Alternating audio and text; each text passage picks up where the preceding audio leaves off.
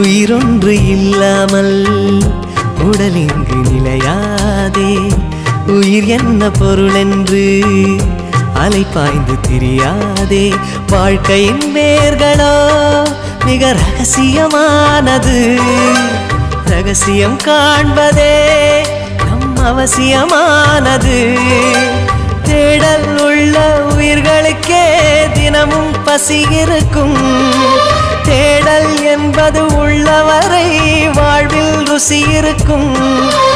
பாடல் போல தேடல் கூட ஒரு சுகமே.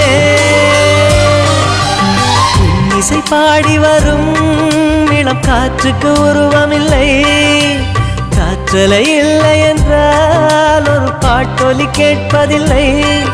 ஒரு காலம் வருகையில் உள்ளம் கொள்ளை போகுதே. ஆனால் காற்றின் முகவரி கண்கள்